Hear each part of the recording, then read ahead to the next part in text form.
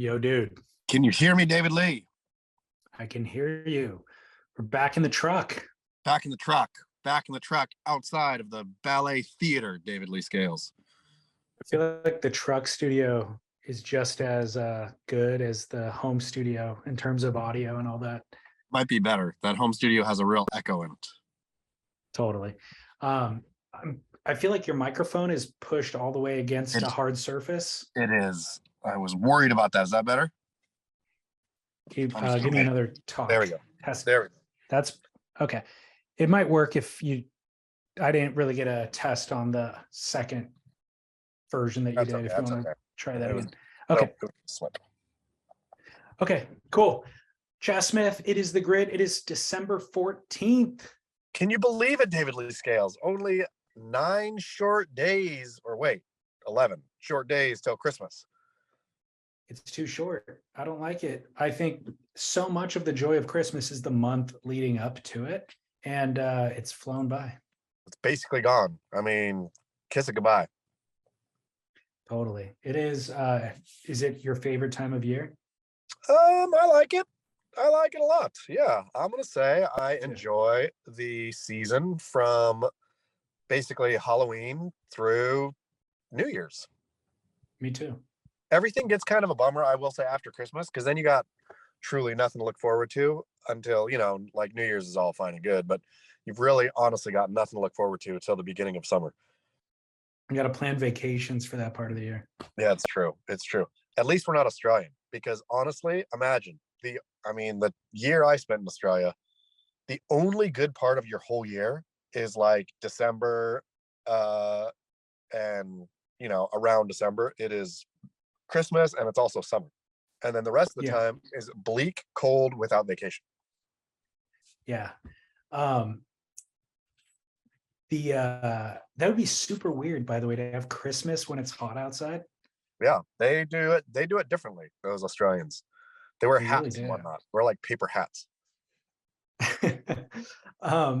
Speaking of New Year's, we have friends who are getting married on New Year's Eve, and then they're dispatching the party at 11 p.m.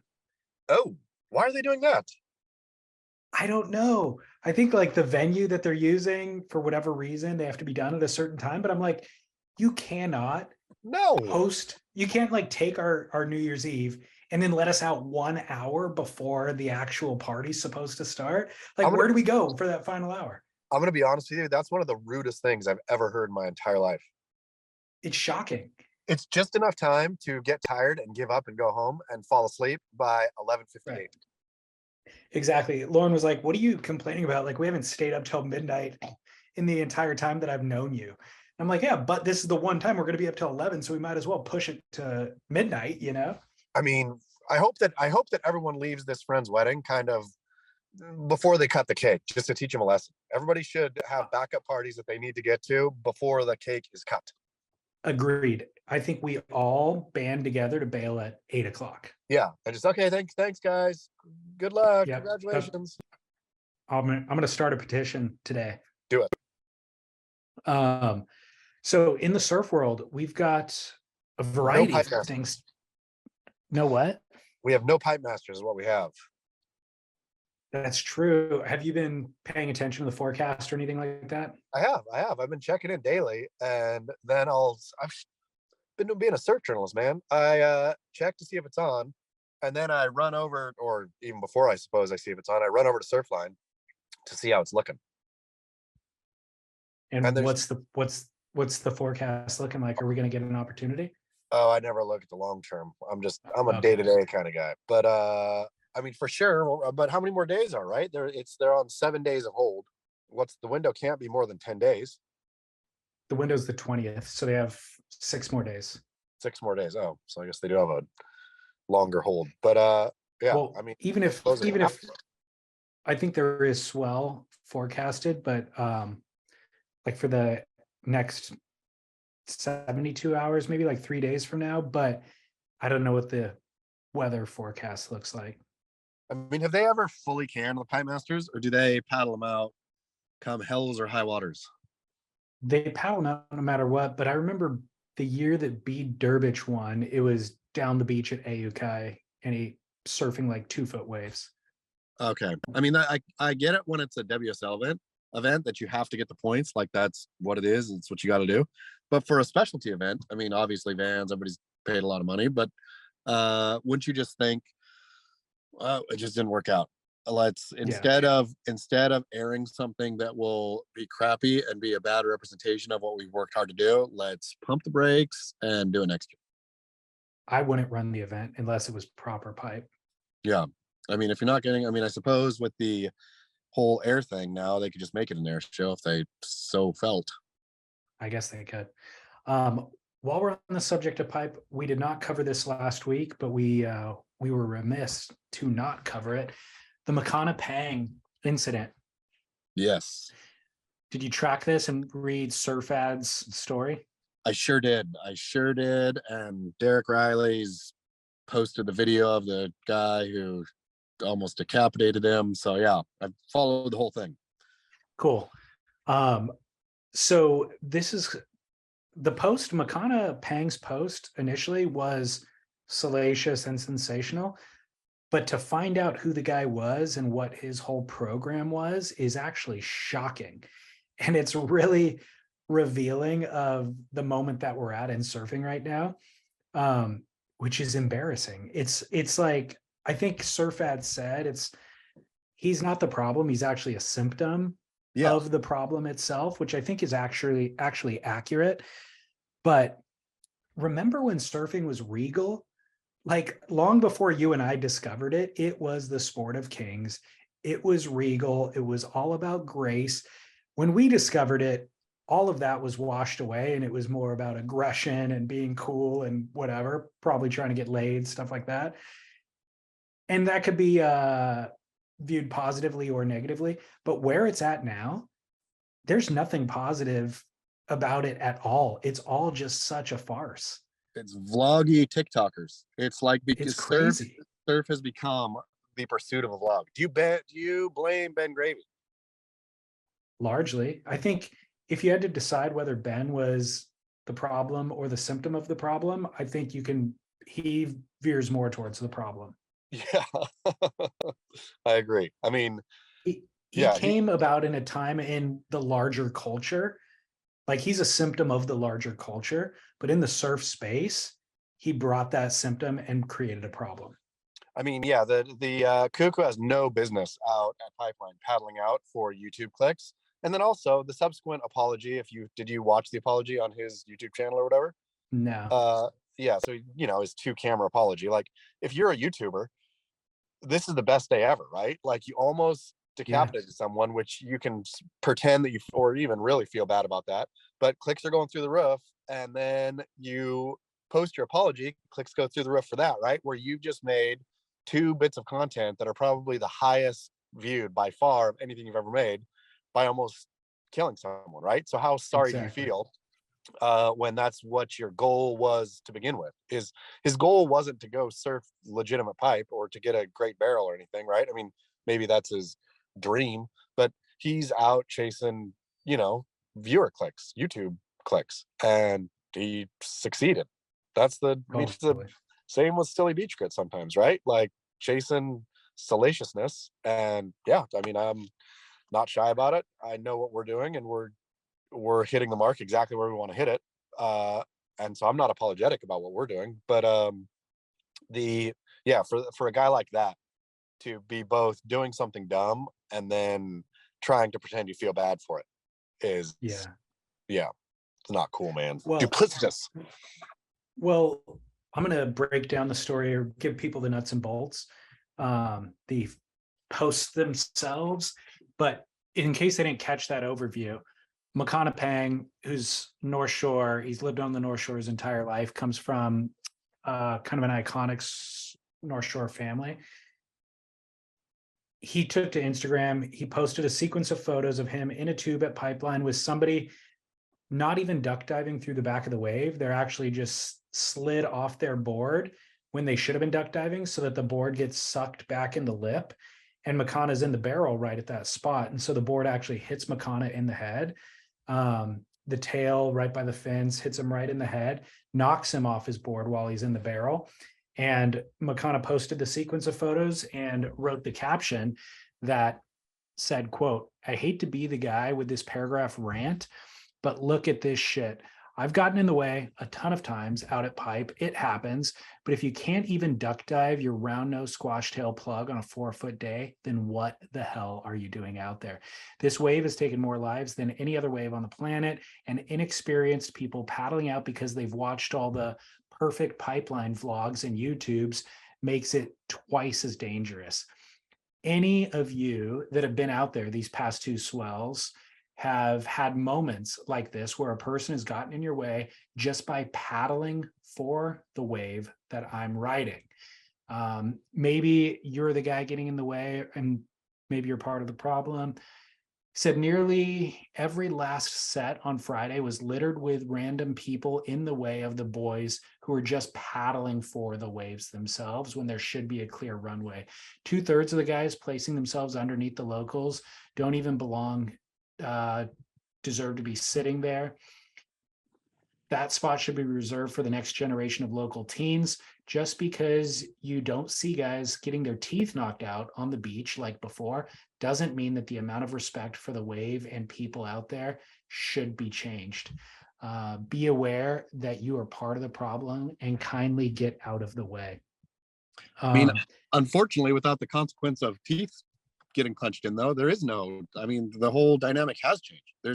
There is no negative penalty as long as you're willing to look like a kook and cop some Instagram hate, right? Like, there is no penalty for you. Well, totally true. But my question is it even salvageable at this point? Like, the reason why there's nobody getting their teeth knocked out on the beach is because the consequence of that doesn't make it worthwhile. And Totally. And legally, societally, we're not going back to that.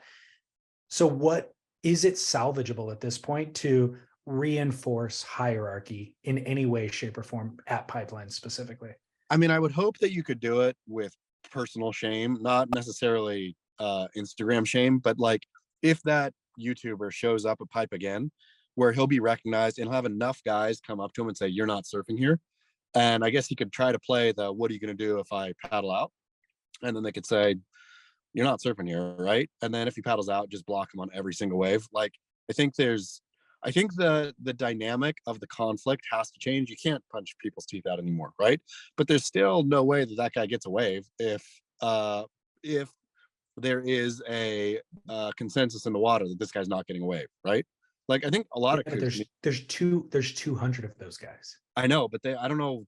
I mean, it's Eddie's got to Dehooey back up. There needs to be another purple shorts that just like twice as many. Like, you need, because you honestly need guys out there who aren't even necessarily surfing, who are just gonna police the lineup, right? Who are just gonna block and keep kooks out of the way. I mean, you need if you had a coterie of guys out there that, abide by the code, and maybe a bunch of them aren't good enough to get waves, but are good enough to block, then heck, go do your job and like get a gift wave once a year. I've got an idea. Homelessness is a huge problem on the other side of the island. Paddle the homeless out. Yes. The only reason why people why Kala isn't willing to knock somebody's teeth out anymore is because he has responsibilities in life. He's probably got a family he's taking care of, and he will get sued and lose all of those things. You got to find somebody who is economically depressed to become the enforcer, and the homeless problem could work in concert with this. Great idea. It is the full the wolf pack, the tent pack. Completely. If there is somebody who's already missing teeth, who has a load in their pants, and they're swinging their fists at you, I think you go running every time. Also, though, if they don't even want to make it violent, like a lot of those homeless guys, I mean, this again, the Joelani story of Sheldon Pison, epic story, right? Bunch of those guys, I'm sure, in those homeless camps can surf, right? So pay them to paddle out, and they don't have to knock people's teeth in, but they can get in people's faces and again be blocking out in the water, right? It feels like the problem is in the water, and so you need a bigger structure in the water to handle it. I do agree with that. I think don't even let those guys paddle out. The homeless can form a barrier along the sand and just be like, no, yeah, you're not qualified. Round nose, squash tail, you're not qualified. Well, and that's totally true also. And just say, and if you want to challenge me, you think who has more to lose here, me or you? Everyone would just walk away. That's a great idea. The homeless dude would be like, I would love a night in jail. Yeah. I would love a shower. I would love a warm place to sleep and a meal. I mean, this is a great idea. This is getting them all jobs, they should build, to be honest, they should stick them all in the Quicksilver house or whichever one just sold, the Billabong house. They should give them one of the surf houses and they could live there and just enforce. Yeah. All right. We just need somebody to step up and organize this. Eddie, we're looking at you, obviously. And we also just need somebody to give one of those surf houses, right? Imagine if Volcom gave one of those houses during the North Shore season to the homeless people who are going to keep pipe safe. How great that would be for the brand. It would be the return to the ultimate surf brand. That would be the ultimate surf move. And they could spin it from a PR standpoint, like they're housing the homeless. You're housing the homeless. You're creating safety in the water at Pipeline. You're bringing order and respect back to the North Shore, et cetera, et cetera, et cetera. It's a great idea. I love this idea. Yeah, it's the best idea we've ever had in the podcast. I gotta say, congrats. It's a good possibility that it is. Yeah. Well, just to kind of complete the narrative of this story, the article written by SurfAd says, adult learner who nearly decapitated Pipeline star issues brave mea culpa on YouTube. Quote, I've received a lot of death threats and a lot of hate. I know what I did was wrong and stupid and disrespectful. SurfAds goes on to say, by the way, the kid's name is Parker Seidel. And SurfAds goes on to say, it turns out that Parker has also hopped over to the slopes of an active volcano, Mauna Loa, and tried to roast marshmallows in the lava flow, which has been threatening homes on the Big Island for a couple of weeks now. Of course, he recorded all of these clips for his YouTube channel, a big sign of disrespect to local Hawaiian customs. Then he and his group apparently became lost for hours on the volcano slopes, putting themselves at further risk. So he posted all that stuff and started getting a ton of hate. And so he apologized about that and said, quote, I want to apologize to all the people I've offended, and I've definitely learned from this experience. I've received a lot of death threats and a lot of hate. I know what I did was stupid and disrespectful. From the bottom of my heart, I want to apologize. I know saying sorry isn't enough. I knew it'll take time to fix. I'm educating myself about what I've done. I just feel terrible. I want to apologize to all the natives on the Big Island for what I have done. He then obviously went on to paddle out a Pipeline and then issued a very similarly worded apology towards Makana Pang, and he also said, by the way, that he is going to take some time off social media and to reflect on all of this, which also made me think that shaming does work. You know, like shaming did its purpose here by getting him to quit doing what he's doing, presumably. Who knows how long he'll be gone. Maybe not. I'm going to say, sure, it's easy. It's part of the narrative to say, I've learned my lesson. Mea culpa, I'm getting off Instagram, right? Or YouTube or whatever. He's not going to get off. He's had more clicks, I'm sure, from this than anything. And he's going to take a couple days to reflect and then think, man, that clicked through the roof. Now let's keep going. I got new followers. Yeah. I have new eyeballs on me. It's time to push it. Well, a couple of the videos that SurfAds embedded on that article are now private. Like the ones that he got him in trouble that got all the clicks are now turned to private. So I'm not sure what's behind that. But what else was funny was I watched a couple of his videos, went to his YouTube channel, and the chorus of the comments on YouTube was supportive of him.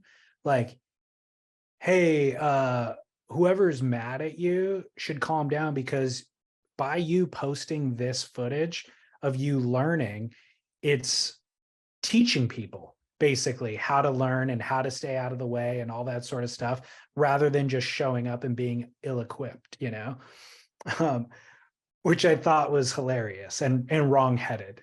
I mean, it's just dumb. He's a dumbass, like he's a full dumbass who is doing a dumbass thing and should like YouTube as a stunt platform, all that. I mean, how many of those are good, right? How many of those Jackass I was entertained by as a, I don't know, whenever it came out. Yeah. That was funny, right? Jamie's stuff and Jamie's Jackass stunts, I don't care for, right? I like watching Jamie surf. I don't care about Poopy's doing stupid shit. And like this, like all of this whole format is dumb. Like, and of course I'm an old man and maybe the youth are spooning it up, but it seems it's like low production, crappy, dumb pranks. Yeah, totally agree. Totally not. Yeah, I think this is a example of the dumbing down of our youth and the dumbing down of the culture at large. I like that we're just getting older and older and are pretty soon going to be railing against rock and roll music and what it does to kids. I not rock and roll, but whatever the current music is, I absolutely hate. and I think it does kill brain cells. What about Machine Gun Kelly? Machine Gun Kelly. Machine Gun Kelly. You know what I mean? Let's be honest. Like the worst ever. I get a steady diet of, I used to only force daughter to listen to my music on the way to the ballets, but I've softened now. And so I'll throw her the phone and she'll search through Spotify and play her musics. And well, some of it's not too bad. David Lee Scales. What do you recommend from her playlist? Let's see who. I'm gonna have to go look because I don't record the names in my head, but I will send you a list that you can put on surfsplendor.com/surf and people can look at it. Look at the 5 hot tracks.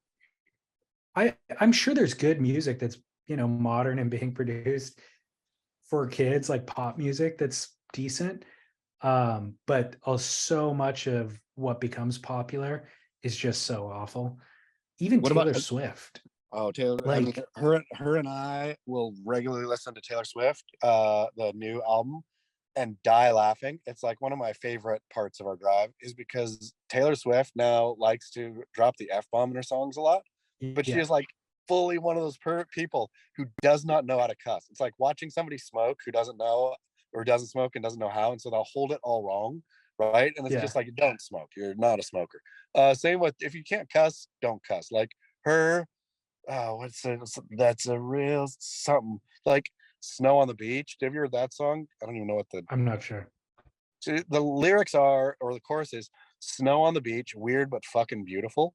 I don't know why fucking is in there. A. B, the way she says it is so effective. Snow on the beach, weird but fucking beautiful. It's just but it's fun to listen to with the doctor and just both of us cringe and laugh.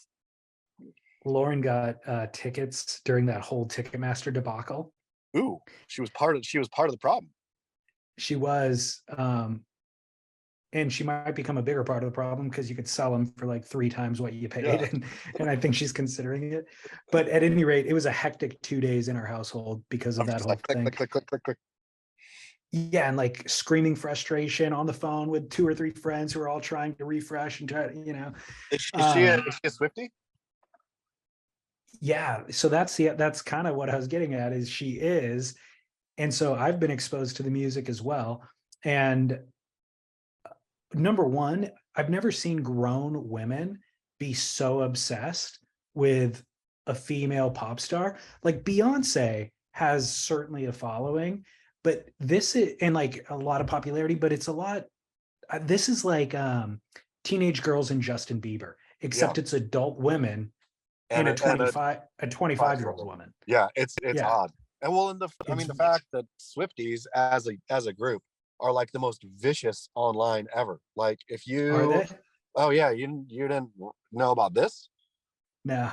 If Taylor Swift has beef with you and makes it public, her Swifties, her fans, like her hardcore fans, will troll you on socials and just make you want to cut your head off. Like just all the way mean and vicious. They will go to war for their Taylor Swift.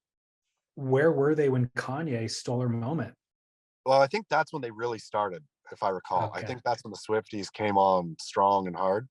But did you see that after Kanye's can't remember which Hitler praising got him his Reddit moderator. He had his own Reddit or subreddit or whatever, and the moderator's like, okay, I'm done, and turned it into a Taylor Swift appreciation subreddit. Oh my gosh. Yeah. That's so funny. Yeah. Well, the music, so back to Taylor Swift's music, I have been hearing it a lot in the house, and it's not offensive by any measure. She's a great songwriter. But it's also not, to me, it's also not profound in any way. Like I can appreciate what it is, but it's no better than, I don't know, what the Dixie Chicks were doing 15 years. You know what I mean? Like, it's good, but I don't understand why there's pandemonium about it.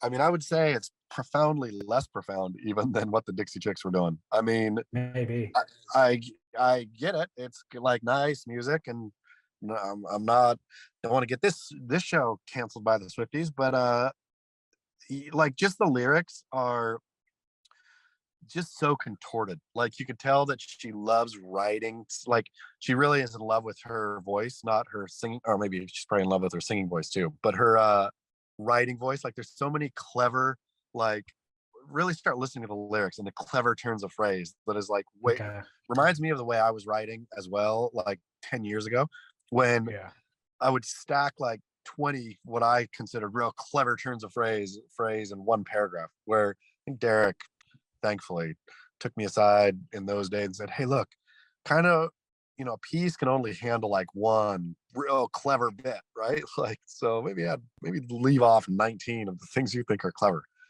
Well, the problem is Taylor doesn't have anybody in her life to do that. Like, she's so successful and everybody's getting paid so well that everybody just says yes all the time. You know? Yeah, no. Well, and clearly she's the one selling billions of songs, not me. So her cleverness was not my same early Stab magazine cleverness. Well, not that we need to spend more time on Taylor Swift, but let's have a moment to discuss Kanye and how insane he is, which I feel like he's always been this insane, right? And I feel like I've been saying that all along, but for whatever reason, people were into it. But he's absolutely insane, right? I mean, I think it's a fine line between being a real artistic genius and crazy.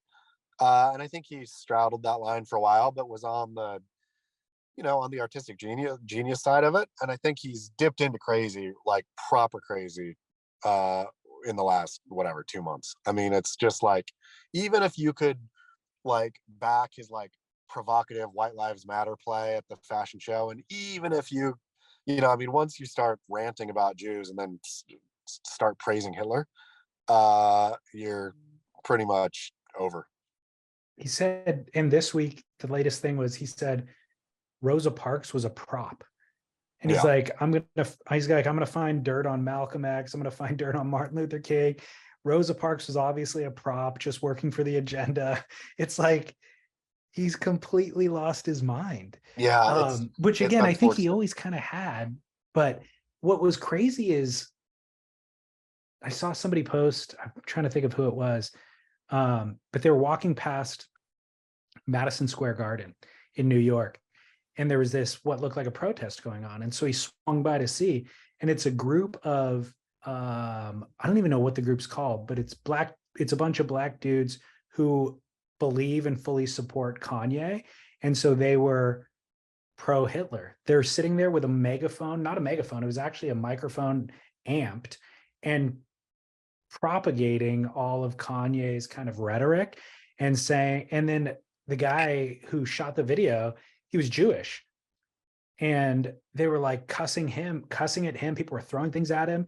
And he's like, whoa, I think you guys are misunderstanding about Hitler, you know?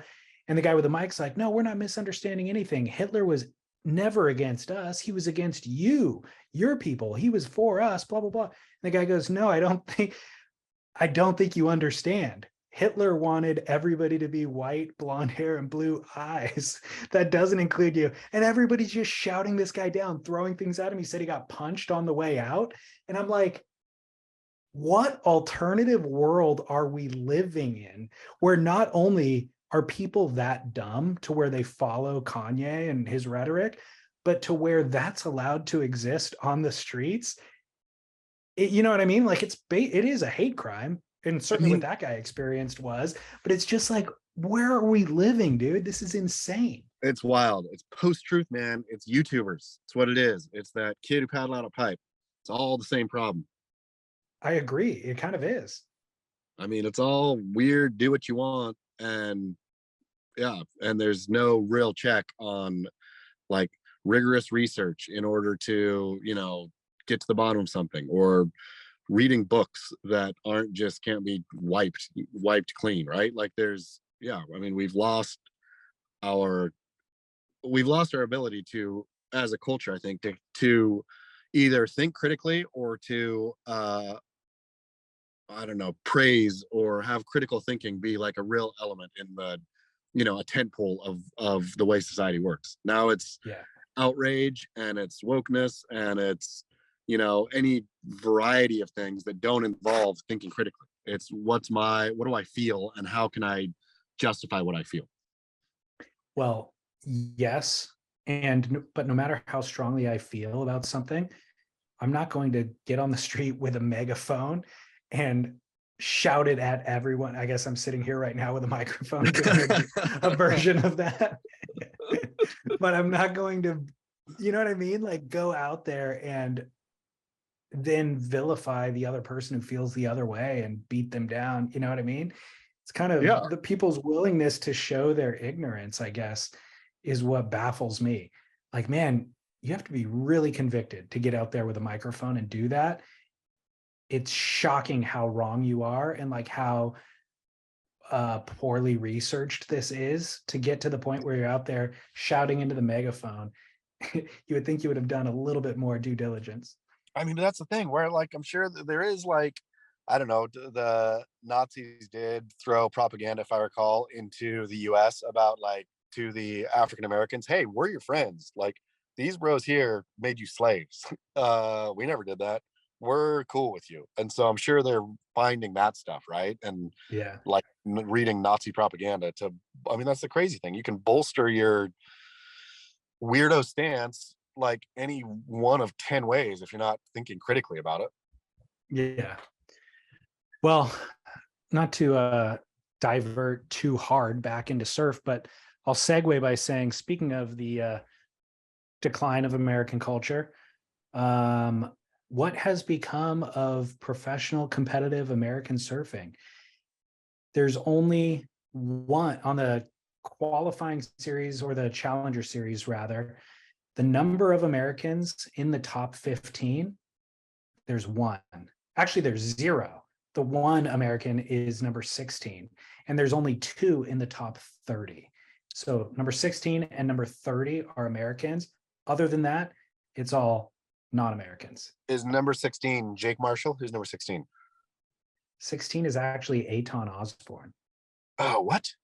I know. 16? Yeah. He's 16, I mean, and I didn't even know he was competing in this CS series, but American surfing seems like there's still a bit of quality on tour proper, right? Like you have I'll say Kalohe still viable. Griffin Colapinto is a viable professional surfer. So there's two Americans in the top 15 on the CT, Griffin and Kelly. And Kelly only was there not legitimately, but it was, I mean, Pipe was a great win and all, but that's what stuck him that high. I mean, without that win, and this conversation is specifically about where is the youth, and Kelly doesn't qualify as a youth. So do you think that that of course Brazil has a surf crazed population, passionate people. Australia has a great structure for organized youth surfing, and surfing is also Australia's national sport. In America, there is the NSA and all, like, nothing against the structures, I suppose, but I don't know. I was down at Seaside last week, or maybe the week before, Seaside Beach, or the Wave down in Reef, Wave down in Cardiff by the Sea, and they were running like a juniors event or something, and the waves were so bad, and the whole thing looked so bad that, I mean, is it that that America has a lot less? I mean, if that's not true, Brazil has not great surf. Yeah, what is it? I mean, it looked properly not fun what those kids were doing. Yeah. So obviously, in this conversation, Hawaii is not included as America because it isn't in surf, conversation at large. So there are Hawaiian surfers kind of placed a lot higher than the American surfers in those rankings. Hawaii produces quality surfers because there's quality waves. Australia, for the reasons that you stated. Brazil, I think it is because it's a way out of, for so many of those surfers who have become millionaires on the championship tour, it was a way out of poverty and circumstance for them.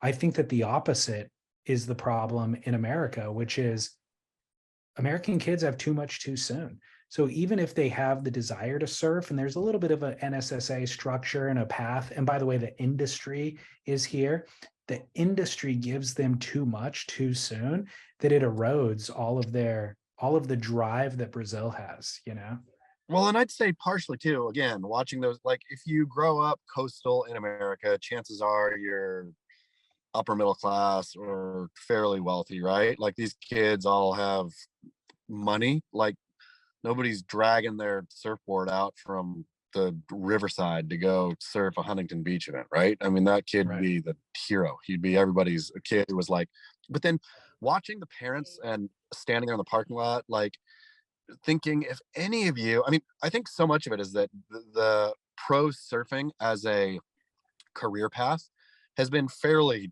rotted out, right? Like, how are any of you parents going to think I'm going to make a pro? Your kid better rip hard by 9 and be like kind of the next coming up already, right? For there to be any, you're not going to like, I mean, sure, those kids surf on that NSA thing or whatever it was, the junior thing, could for sure, I'm sure, if you have enough passion and drive, scrape on to the low QS qualifyings and then traipse around the globe surfing thousands and bumping up and and doing it that way. That's going to cost your folks hundreds of thousands of dollars probably, and you're never probably going to you're not all of a sudden going to turn on as a surfer like by grinding the QS. The other thing that we've seen is even if it's the most talented 9-year-old on the planet, once you put all those structures on top of them and obligations on top of them, they can easily lose interest. They can easily feel all of that pressure and lose the passion for doing the thing anyways. So it's such a delicate balance of being able to harness that talent and get out of the way of it in a lot of ways, I mean, it's true. And, well, I suppose think of this a lot in terms of youth and talent and drive. Like for ballet, you can't, I think by and large, you can't decide at 13 or 14, I want to be a ballerina and then make it, right? Like you had to have decided that you were on the professional ballerina track at 8 or 9. But there's also this giant structure that takes you there and that's also ruthless about your talent, right? Like I'll full on tell you, nope. Like if you're not doing this at this point in life, give up. Because enjoy ballet. Go do a couple classes, to do it for fun, but you're never going to be in a company. Which is great, right? There's a structure that does it. There's no structure like that in surfing. Nobody's going to look at a kid who's chasing the QS and say, hey buddy, if you were going to make it, you would have made it. Enjoy surfing, get a job. Yeah. I wonder too if there's just less incentive to be a competitive professional surfer. Like they could become a vlogger. Yeah. I mean, oh man, we think we talked about it on the show. That is like the number one vlogging or being an influencer, I suppose, is the number one now job desire of kids. Imagine how depressing. I know. I think it was Stab Magazine as part of that How Surfers Get Paid series. They wrote some text they were talking about Jack Freestone not re-signing with Billabong. And Billabong was going to offer him less money because he's not on tour anymore or whatever. But ultimately, that would prevent him from having other brand partnerships with people who just want him to post on Instagram, essentially. And they said, you know, Alana, his wife, gets paid $30,000 a post for a sponsored post because of however many millions of followers she has. And so it's like, that's an insane number. And it would be wise to not put any limiting relationships that would blockade any of that stuff. So instead, he's just going to go free agent style, build up his following, and do posts for whatever it is, you know? I love Jack Freestone, but I hate that model, right? I hate the social media, you know, like, love Jack, nothing against Jack. And he's doing the smart thing, clearly, if you have that kind of reach and access to that kind of money to do that stuff. But it's not the kind of surfing I like. I hate seeing those paid posts. I don't like watching surfing anymore, really, on Instagram. Like, posting way less myself, full stop, made me realize how tired I am also of scrolling Instagram.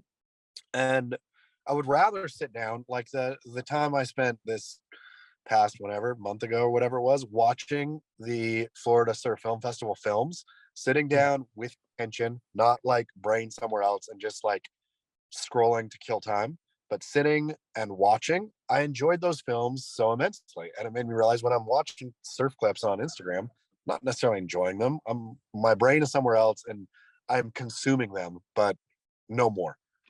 Yeah. Yeah, I agree. There's always place for story, you know what I mean? And art and Except for Instagram. Raglan Surfport stand is that too. But Instagram is not the place, or I mean, it's so commodified at this point that it's lost a lot of that. Speaking of commodity, the other big story in surf news this week is that Hurley is about to swallow Billabong and Quicksilver whole. Yikes. Yeah. So Blue Star Alliance, company that bought Hurley, is positioned and working through a deal, which takes about a month or two, to actually acquire Board Riders, the company that owns Billabong and Quicksilver. So all those companies will be owned by Blue Star Alliance, one large umbrella company. It is officially the end of the surf industry as such. Like, there will now, moving forward, be surf brands, but no more surf industry. Yeah, that's true. It's a great point. I mean, we've kind of used surf industry in quotes for some time now. But first of all, do you care? And what does this mean to you? I mean, I think it's sad. I'm not nostalgic, I suppose, or don't want to be nostalgic, but I think it's, again, we've talked about on the show, these brands used to mean something and you used to identify, I think, with one of those brands kind of, and, you know, their rosters of surfers and all of it were a meaningful part of the surf conversation. And now that's meaningless, right? It's just, it is those brands and those brands, I guess the weight, whatever the weight of their logos are, and how far Blue Star will be able to push those onto more shaving cream and whatever, right? And I guess great for Blue Star or for Hurley. I thought when they acquired, it was just going to go straight to fingernail clippers and beard oil, and that's all they were going to do. But they've kept pro surfers on, right? They still sponsor events, and so I'm sure, would imagine they'll do something sort of somewhat similar for Billabong, Quicksilver, and Ruka. But again, I mean, back to our conversation of the pathway for any kind of legitimacy in a surf career, very much dwindles with that. Like, they're not going to bid against themselves for talent. Yeah, and that's why the surfers themselves have diversified, to earn money off of social media and so many other things. But another thing that I thought of was so those big corporate brands have lost so much of their cachet with this core surf community. which leaves a huge gap for the small independently owned brands, the Visslas of the world, Rourke, all that sort of stuff. And so I think those companies need to recognize it's a real viable and fertile time for them to actually grow their businesses. They could grow tremendously in that void. And then also thinking long term is they can become acquired as well. Like, there's now a very clear path to this for them. And if they take the ball and run with it right now, they could grow from being a $20 million company to a, double, triple that, and they're in position to be acquired. I mean, we, out of the goodness of our hearts, David Lee, we don't have any endemic sponsors on this show, nor have we ever, I don't think, right? We've never had clothing brand sponsor, have we? No. Yeah. So out of the goodness of our hearts, though, we should do the core gift buying guide of even just a couple, right? Like the Critical Slide Societies, the Vissla, like you said, just those like our favorite core brands, and send people that way. Yeah, I'd be fine with that. We could do it next week, right before Christmas. Let's do it.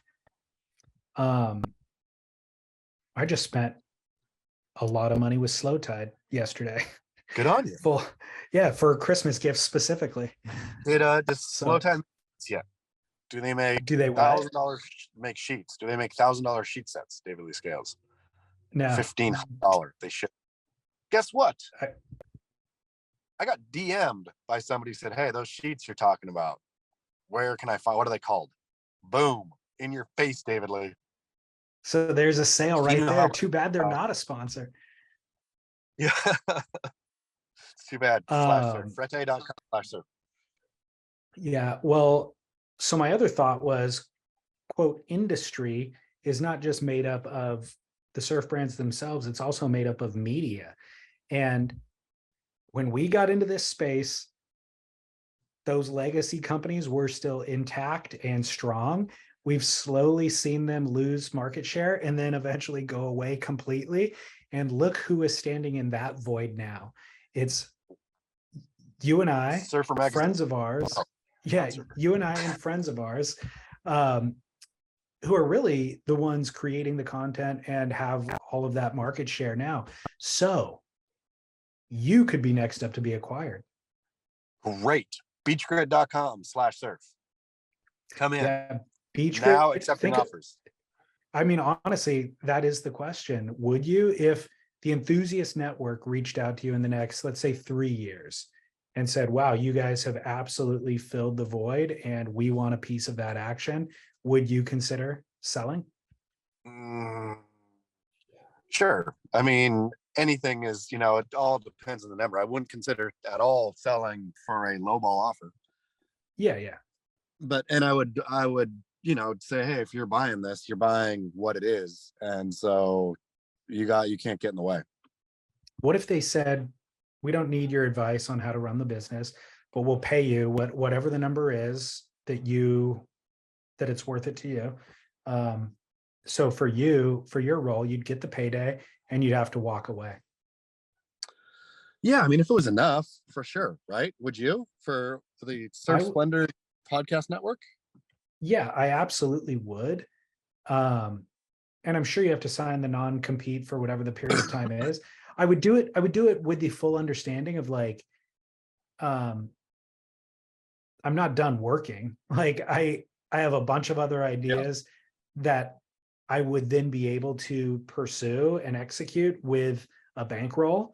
And so, yeah, that just gives me the ability to go pursue those things, What if they said, we're buying the Surf Splendor Network, we're giving you a lot, but what we need for you, we need one thing, and we're going to give you like X times earnings, whatever, right? Like way more than like a chunk of change.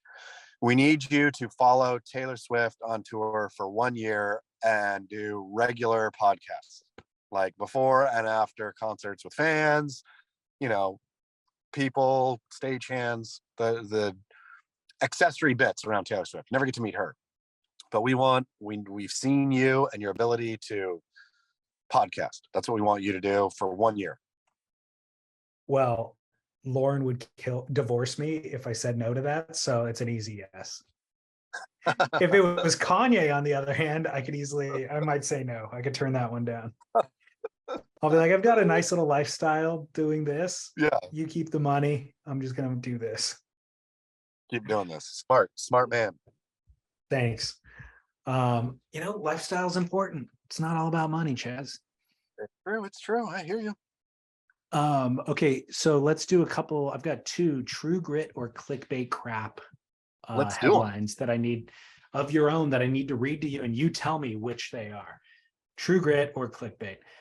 Quote, acclaimed rapper Azalea Banks utterly ravages surf mat Australia, refuses to ever perform in Lucky Country again. Quote, y'all got a lot of different culture around here. This place makes me utterly miserable, end quote.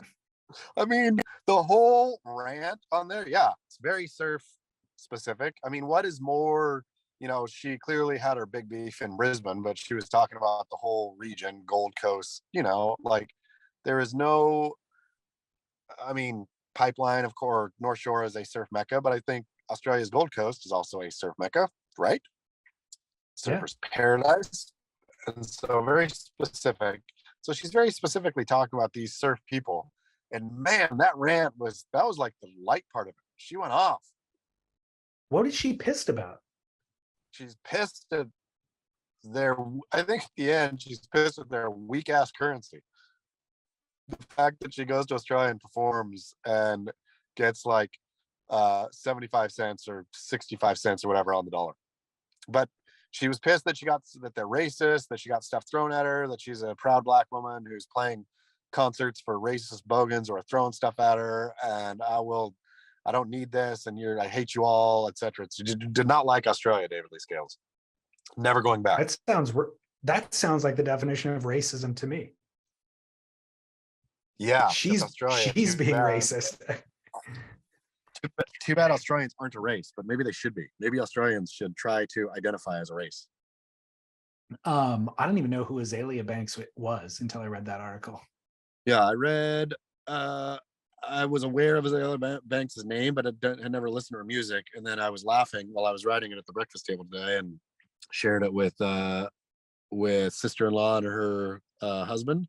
And they both like rolled their eyes and were like, oh, this is what Azalea Banks does. So apparently this is her thing. She like pops off the mouth and starts problems. Smart. Yep. Ends up in headlines on Beach Grit. Exactly. Working the algorithm. Yep. All right. Second article headline, quote, conservative firebrand Fox and Friends hosts learn how to surf in New York during segment that devolves into wildly lewd orgy of lust. Well, this is a less serious. I'm going to say that the headline there was leaned slightly into the clickbait, David Lee Scales. But what was funny about it to me, and I just didn't know what else to say, they were talking about, there's a lot of ripping pants talk, and the girl host, there was two guys and one girl, and she said, and it's the surf instructor, and she said, I'm worried that if I get down and fake paddle on the sidewalk, on your soft top, that I'll rip my jumpsuit. And a couple of them were like, it would be better if you did, or something like that, which I thought, oh, it's kind of rare. It's not an orgy of lewd, I don't think. But the thing about the segment made me laugh is, how many of those have you seen in your life of new hosts getting the surf lesson where you're like, either in the studio or on the sidewalk in New York or somewhere not near the ocean? I'm not even talking about these news segment surf lessons where they're actually surfing or getting a surf lesson. I'm talking about the ones that, Ellen DeGeneres getting her surf lesson on stage, whatever. There's been enough of them where it's its own genre now. Like we could catalog every one of them and have a definitive, the way Matt Warshaw catalogs surfing. Oh, speaking of, we should get to that, Matt Warshaw and his encyclopedia of surfing. But the way he codifies surfing, we could codify surf lessons not at the beach news segments. And it's not as if, Kelly Ripa is going to Hawaii on their break, and so she's doing the surf lesson to prepare for Hawaii. It is just random Like they're in a New York studio in the middle of winter, and that's just what they're doing for some reason. And it's not like anyone who's watching has any interest in surfing. Like, I don't know who watches Fox and Friends Weekend, right? But I would imagine who watches it is 65 to 85-year-old Midwesterners, right? They have no care. They like the, I don't think they dislike the segment. That's the funny thing about these segments is I think they're enjoyed by the audience. They're like, how quirky surfing. And then, so it like works as a segment, but not one person cares about surfing. Like the dude from the surf school, locals only, or locals surf school, I think is what it was called in New York somewhere. So that guy woke up at whatever time in the morning to get to, from wherever he lives to downtown or like wherever Fox is, I think it was uptown Manhattan, or central, whatever, but I'm sure a pain in the ass. Lug his stupid soft top surfboards. I'm sure it was like a whole day thing for him. He got his locals surf school plugged a couple times, right? Such and such from local surf school, but not even plugged with an email address or anything. So all of that for a tiny plug that not one person is going to say, well, wait a second, let's go to that local surf school down in Montauk, wherever he is, and learn to surf. So a giant waste for everyone. But it wasn't a lewd orgy. Hilarious. All right. Well, too bad. The lewd orgy made it sound a lot more interesting. The ripped pantsuits, though, were getting talked about. Yeah. All right. Well, let's go to commercial break. Got to give some love to Bubbakoo's, and then we can come back with our recap of the White Lotus and then Barrel or Not. Great. Chaz, whenever we talk about bubbacoos.com/surf, we're talking about Nashville hot chicken. We're talking about, these fusion blends put into a burrito or tacos. But what we have not told people about is that they've got a bunch of health food options too. I mean, it's crazy because, I like the non-healthy stuff. Let's be honest. I drink my athletic.com/surf in the morning, and then I feel like I can go off and enjoy the Nashville hot chickens. The fact that Bubbakoo's gives you both, it's like the ideal restaurant, the one that you can take your wife to. Totally. And kids, and gluten-free friend, and vegan friend, all in one meal. So I'm always looking for Bubbakoo's around me. Yeah, one day that's going to pop up, and you can take responsibility for that. I need to. Well, they've got a keto bowl, they've got a whole food plant bowl, vegan bowl, cauliflower quesadilla. Is there anything cauliflower can't do, by the way? They make pizza dough out of it. Apparently they're making tortillas out of it now. Things versatile, mashed potatoes out of it, mashed cauliflower. Rice it. The real beauty of a cauliflower quesadilla, though, is the best way to eat cauliflower is with cheese on top. Now they're just putting cheese in the middle of the cauliflower. Smart. Totally smart. Super versatile. Well done, Bubbakoo's, for taking advantage of that versatility. So bubbacoos.com, coming out of the East Coast, coming out of Jersey, sponsoring the ESA, all of that. And they're moving west. And so there's franchise opportunities. We have 2 locations already in California, so you can eat there as well. But go to bubbacoos.com/surf, order if it's local, consider a franchise if it's not, and enjoy. All right, Chaz, we're back. Did you finish the White Lotus this week? I sure did. A day late, but I finished it. And what were your thoughts? I don't know, we don't need to spoil anything, but did you enjoy? I loved it. It was great. Like, it wasn't maybe the best ending I've ever seen on a excuse me, on a season of something, but it was totally satisfying. Yeah, I loved every minute of it too. I think it delivered on all of that kind of tension building, but I felt like it was a little bit of a cop out with a little bit. Like I felt like so much. Okay, I guess this will be a little bit of a spoiler.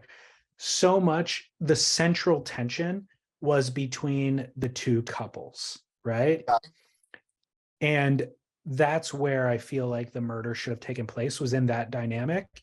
And then beyond that, the way that storyline ended also left kind of a sour taste in my mouth. the air was really let out of the balloon on that hole. Like he built it up to such tension, and you're exactly right. The only way that could have been, I think, like brought to a satisfying conclusion would somebody there, and that four had to die. The fact that ostensibly all of them went away happy. Like went away happy, but also I felt like the Aubrey Plaza and her husband, they compromised their morality and gave in and were ultimately taken advantage of by the other couple who had a game plan in place the entire time. You know what I mean? So I feel like that's what left it sour in my mouth, was just like, God, it's the immorality of it left a sour taste. It'd be awesome though to see Aubrey Plaza and her husband come back in the next season and just be like decadent and like basically like Cameron and his wife, right? Like decadent swingers. Yeah, decadent swingers, more or less. Totally. That would be interesting. In the way that Tanya McQuad came back in this season, like they're the follow-up characters in the next season. They'd be the one I want to see play through. But yeah. Also, I'm glad you found a photo of Mike White wearing a Channel Islands shirt to further prove the assertion that he is not just a surfer, but a core surfer. Yeah, so a bunch of people sent me that photo. Apparently that's the photo that's on his Wikipedia page. He's on stage somewhere, and he's got a Channel Islands t-shirt on. Do you think that our good friend from Channel Islands, Devin Howard, or maybe even the owner of Channel Islands, Britt Merrick, are going to send Mike White a customized mid? I wouldn't be surprised if they already have a relationship with him. Well, we're going to have to get to the bottom of this. Yeah. We'll do some surf journalism. Yeah. The other follow-up, probably from 2 weeks ago, we were talking about how, like, in kind of the woke modern world, actors aren't allowed to play roles that aren't exactly their ethnicity or whatever, because, you wouldn't want to blockade someone of that ethnicity from getting that role, basically. Did you see the article that was written in the New York Times about The Whale? I had read something before, but tell me, I'd read something before about a gay or a trans fat dude or whatever it was being angry that this is the one role I can play and it's taken. Yes. He's pissed that Brendan Fraser is not legitimately a 450-pound gay dude, and he's getting all of the praise for playing the role when it's only, the role is really half Brendan Fraser and half a puppet, meaning a fat suit. Yeah. Like he says the fat suit should be getting half of the acclaim. Well, and this guy too, I didn't read the New York Times again, but when I had read about him, was like, I basically there's one role that's custom made for me to play, only one in this world. Like Brendan Fraser can play a lot of roles, right? You can play any variety of man aged what to what. The only huge fat, was it gay or trans? It was gay, right? I think he's just gay. I didn't really investigate that deeply. But it's, I read because if he was trans, he wouldn't be able to play the role by his own logic. That's true. Well, I mean, on the same note, because of course the movie, smashing critical success. Nobody went to see it, right? Do you have any interest in seeing it? I do. Yeah. Heck yeah. I don't. I read some Fox headline that said the reason that these critically acclaimed movies never get watched is because they're all basically depressing and like the whole thing, which is kind of true. Like, there's no laughs anymore. There's no, it's just all of the most depressing shit ever is the stuff that gets that critical acclaim. That might be true, but I will watch anything that Darren Aronofsky does. I would have, but this one really doesn't, not for any other reason than it just seems like a drag. Like, Brendan Fraser. Saw Brendan Fraser eating Korean barbecue a couple years ago. He looked fat. He looked totally fat and miserable. He was like alone. A Korean barbecue restaurant where the barbecue is actually there. Yeah. He was alone at his Korean barbecue station, looked fat and totally depressed. And that really made me like him all the more. But not going to go see his Whale. Well, since then, he's had quite the turnaround in terms of like popularity and notoriety on the internet. So, and now this, of course. He's had to come up, but he's not going to the Golden Globes. They touched his bottom.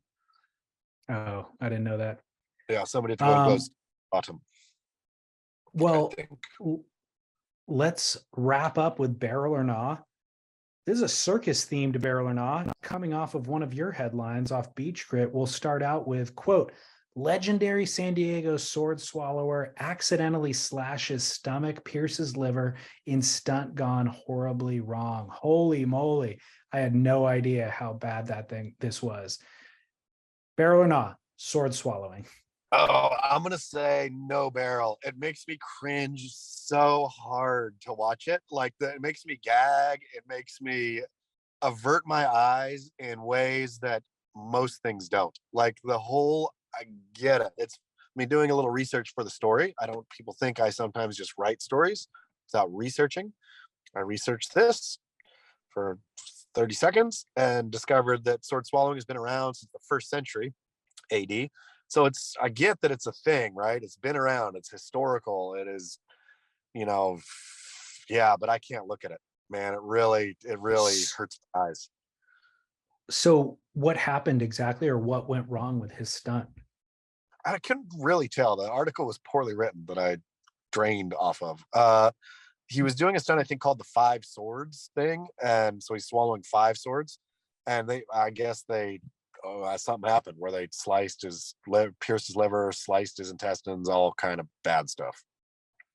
I've seen that where they have they stack multiple swords and then like turn them while they're in their mouth, basically, and then withdraw them. So that must have been what it is. It's stupid. It's stupid for him to use sharp swords. Why not just use a dull one? I mean, even a dull one down there is probably, it's piercing stuff. It's not like, I don't think it has to be that sharp to pierce you. Do you think your liver is that tough? It's a nice shell on it. I don't like it. I don't like it. I don't like it at all either. And when I was growing up, honestly, I thought that it was a magic trick. I thought like the sword collapsed or something. I didn't know that it was they're legitimately putting a pointy sharp sword down their throat. Down their esophagus, into their, wherever it goes, their belly, their whatever hits first. No barrel. But I would like to hear from Scott, whatever his name is, the guy who did it. Well, I'm surprised that we don't hear these stories of it going wrong more frequently, because you don't start out as an expert sword swallower. You have to start at the bottom, and it probably goes wrong for a lot of them. I mean, you'd think, do you start swallowing a butter knife? Must. And then you build up from there. I would start with a chopstick. Yeah, no barrel. Okay, barrel or nah, fire breathing. Fire breathing, on the other hand, is a barrel. Looks cool, man. When you're out there, mouth full of kerosene or whatever they put in there, and especially if you're at a luau in Hawaii, it's extra cool then. I like it. That's the thing. There's a lot of cultural context for this one as well that needs to be considered, but it's bad for the teeth. I think it's bad for your innards as well. So there's a lot of health risk involved with fire breathing. But it looks cooler, and it doesn't make somebody cringe. It doesn't make you look at it and say, oh, like, you look at that. The thing with fire breathing, because it does often happen at luau's in Hawaii, is it totally fake? Did the Hawaiians actually, blow flammable liquids at fire and make it? Was that part of it, or did they import the fire breathing thing from Turkey or wherever it first started, and just like, this looks good, we're dancing with fire already, let's like blow it out of our mouths? Cool. I have no idea where the origin began, but I agree with you that it does look cooler. And yeah, the sword swallowing is akin to a magician, which is not cool, and it's kind of like it's cheesy, it's creepy is what it is. Fire breathing is masculine, sword swallowing is creepy somehow for some reason, and so it almost gets a pass. It's totally true. Gets a pass, like, especially if you're close enough in the front row there where you can like feel the warmth of the flame. Yeah. Say, ooh, nice. There's a man conquering nature element to fire breathing. Yep, like it. All in. Thumb barrel on fire breathing. Okay, well then my third one is even more man conquering nature. Lion taming. Oh, barrel for sure. Like Remember along those, remember lion taming? sure. Like I mean, not only I mean, I'll say lion taming went a bit wrong when you had what were the Las Vegas guys? Siegfried and Roy. Yeah, I mean, I guess they were tiger taming, but I liked as a kid the image of the lion tamer with the chair and the whip with the top hat on, like that. It's a real classic image, right? That looks good. What Like is that? What is that chair gonna do?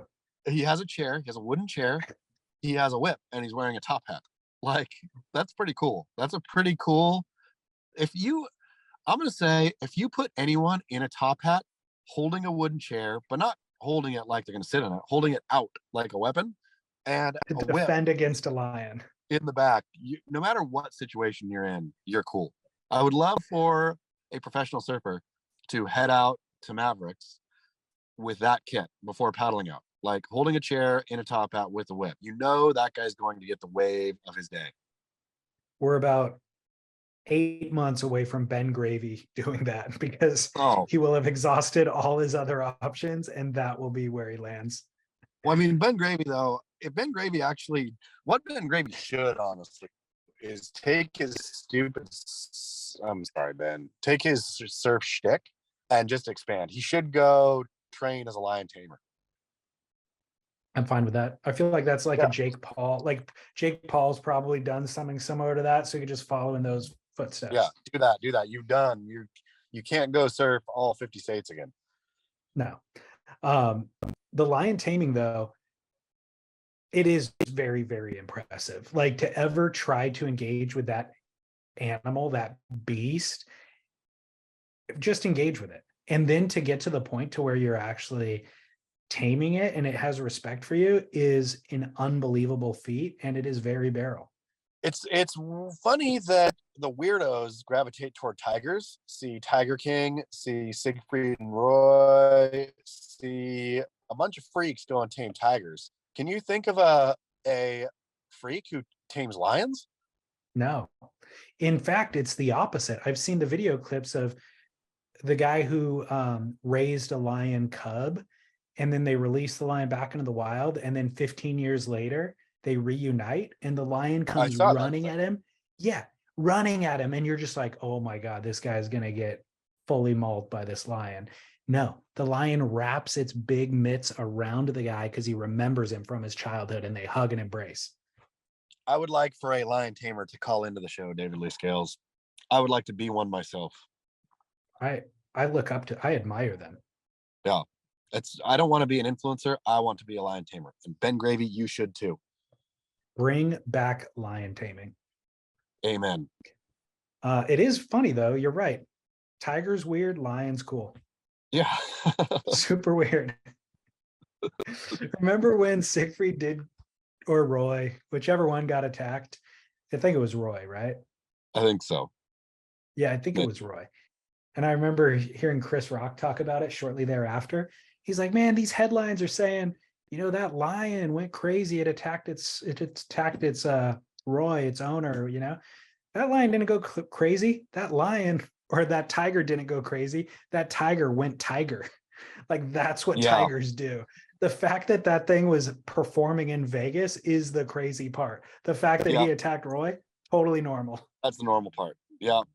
Bizarre. Have you ever toured the white tiger exhibit at the wherever it is? It's not at Mandalay Bay. No. It's Treasure Island, wherever. Yeah, I recommend Mirage. it. Mirage, that's where it is. You're exactly right. Go take a tour next time you're in Vegas. I have not, but I have seen tigers, in real life. It is a majestic creature and alarmingly huge and ferociously scary. They're big. Just the sheer size is remarkable. Like his head was this big, and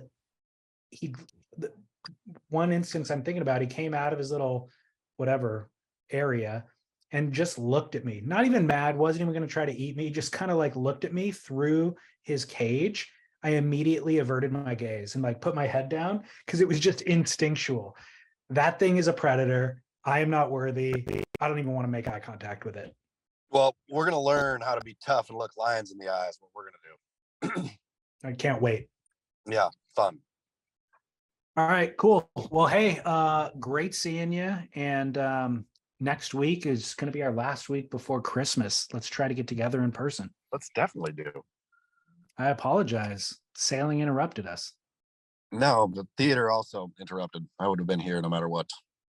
Okay. Oh wait, no, I would have been there this morning. Well, tomorrow's Yeah. Thursday. Oh yeah, I would have been. All right. Well, all good. Everybody go to beachgrit.com, surfsplendorpodcast.com, bubbacoos.com/surf, and we'll have Hannah sign us off. So until next week, Chaz. Bon voyage.